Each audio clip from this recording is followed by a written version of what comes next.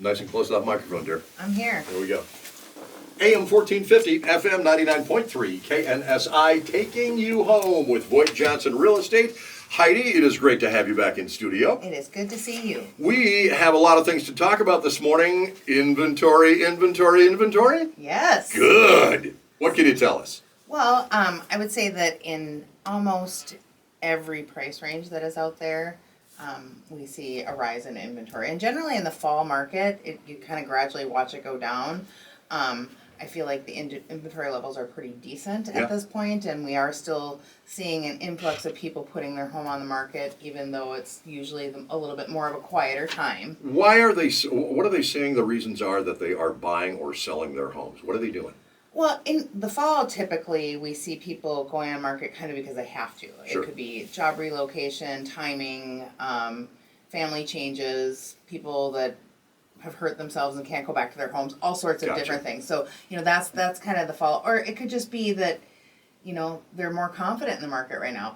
Probably one of the number one driving factors in this market that we see of people getting their home on the market in a non-typical time is because they found something they want to buy.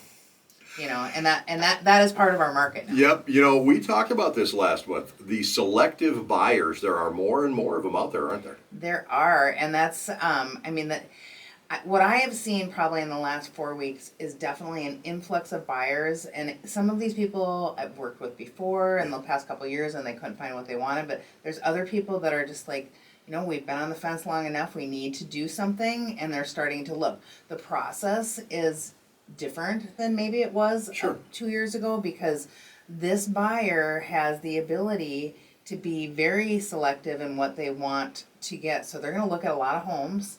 Overall, statistically, we're seeing that showings are down from previous years, but I would say the number of showings that any individual buyer does is definitely probably doubled.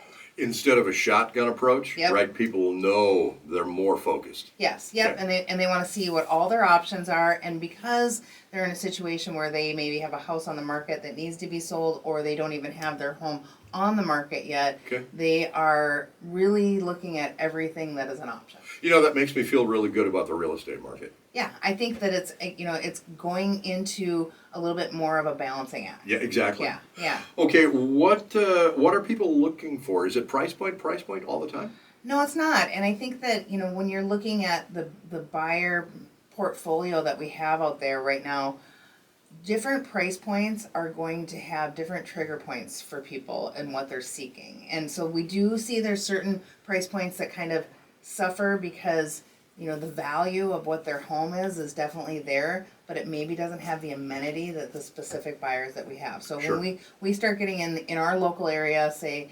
we're exceeding 500 or approaching 800 in price point, those buyers are going to have some different options, and they're going to be looking for things that are very specific to their lifestyle. So it may be a pool. It may be an extra garage. The pole shed is a big deal. Yeah.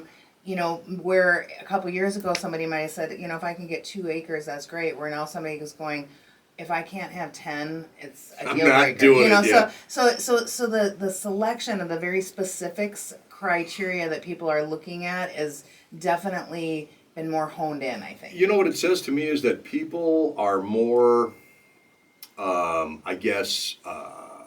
they are planning more, right? Yep. They think about how they're going to spend their money. Their next home could be their forever home. Well, and that we hear that a lot. We always hear that, but the trajectory of people moving off of a really low interest rate into a higher interest rate at this point, they are being very conscientious of how they spend their dollars. Right. So it's become a different kind of process. Whereas when we're looking at maybe a lower price point, the very specifics there are going to be, I think, a little bit more relative to location, school district, and definitely condition. So condition has become a huge thing. Like, people are going in and all of a sudden the old appliances matter, or all of a sudden the age of the mechanicals matter, all of a sudden the windows that haven't been replaced matter. And so they're watching their dollars and cents and comparing, and they have the ability to do that because now versus having maybe 2 homes in their price point in a 5-mile radius, they now have a selection of 26 homes, Sure. and they're going to look at most of them. Yeah. Negotiations pretty important these days, huh? They are. That is a pretty relative topic in any transactions that we're doing right now. You know, we can prepare our sellers the best that we can of what may or may not come as part of it. But you know, the things that we're negotiating are price, closing costs, repair items during inspections, timing. So, which sellers are being more successful than others?